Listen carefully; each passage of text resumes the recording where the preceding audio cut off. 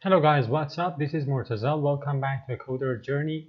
This is the next episode of our Axios tutorial, and I hope you have already watched the previous videos. If that's not the case, please make sure you do. In the last episode, we kind of talked about how to cancel a request, right? Due to a timeout, for example. Now in this video, I'm gonna go over the process of canceling multiple requests. So this video is practically based upon the ideas that we covered in the last video. So if you guys haven't watched the previous videos, please pause this video right now, go over to that video, watch it first to kind of get yourself familiar with the concepts of canceling a request, and then come back and watch this video as well.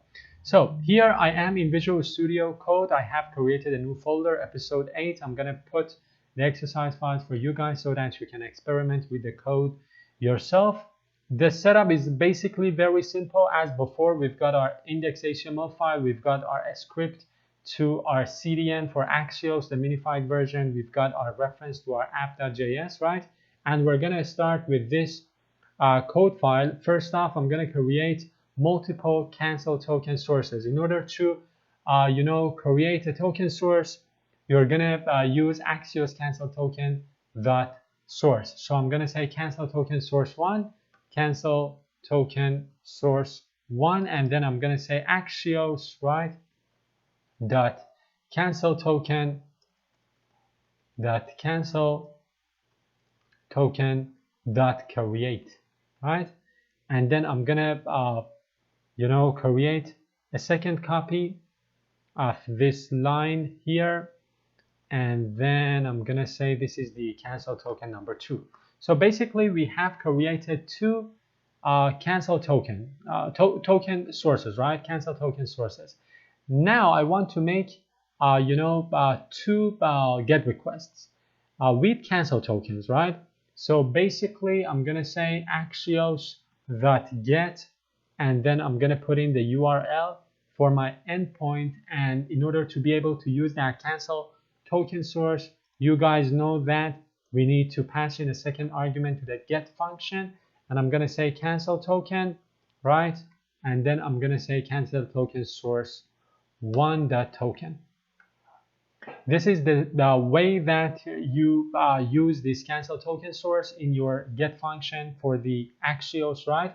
And I'm gonna get the endpoint from here, and I'm gonna put it right there. So after that, you're gonna handle the then and the catch part, right? Because the get request, the get function returns a promise, and you can chain the then part and the catch part to that promise. You're gonna say response, and here in the then part, you're gonna say console log, and then you're gonna say response, for example. Then you're gonna say response.data, right? Data. So this is the way that you guys are gonna get the response for the first request. And for the catch part, as you might remember from the last episode, we're gonna check if the rejection of the promise was due to a timeout. How? Very simple. We're gonna say is Axios.isCancel error, and if that's the case, we're gonna say, you know what, a timeout occurred. So we're gonna say request 1 canceled, request 1 canceled due to a timeout, right? We're gonna say error.message,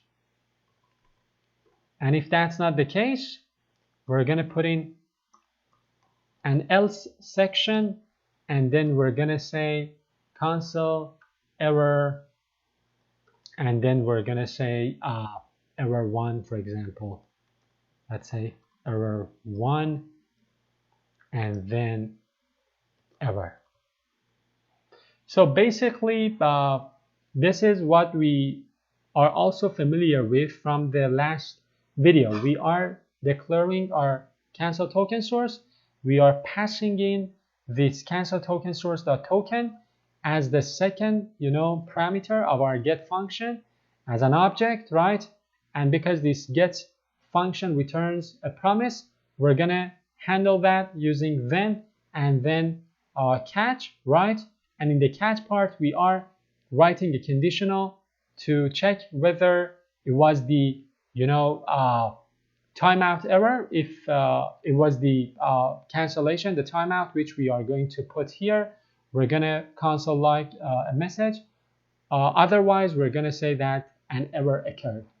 Now, what I want to do is to just copy this block of code, right, and copy and paste it here in order to make the second get request. So basically, I'm gonna change this to 2, right? And this is again to 2, right? So we're passing in the second cancel token source, and here we are saying response 2, request 2, cancel, right? And now in order to be able to cancel these, in this part, I'm gonna again write my set timeout. So my set timeout is gonna run the body after a certain amount of time, which I am going to put in as 100 milliseconds. So as before, we are going to use the cancel token source dot cancel function. So we're gonna say cancel token source 1 dot cancel and then we're gonna pass in kind of a string, request 1 canceled due to timeout. We're gonna copy this line of code. We're gonna say request 2 canceled due to timeout. So this is the basic setup, right? As before, we are declaring the cancel token sources. We are making 2 separate requests, and then we are setting a timeout of 100 milliseconds, and then after that we are canceling both of these requests. Let's move to our browser and see what happens.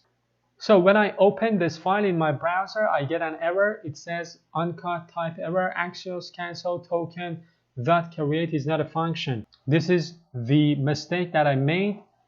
This is not create, this is source. What was I thinking? Let me save again and go to browser. So I'm gonna refresh again. As you can see, request 1 cancel, request 1 cancel due to timeout, and request 2 cancel due to timeout. So we are canceling both of these requests. Why? Because a timeout occurred. Now let's give these 2 requests more chance. Let's, for example, increase that timeout to, I don't know, like 1000 milliseconds, 1 second. I'm gonna come here and I'm gonna say, you know what, I'm gonna change this, and then I'm gonna save and go to browser. Now I'm gonna refresh here, and as you can see, we get the response, right?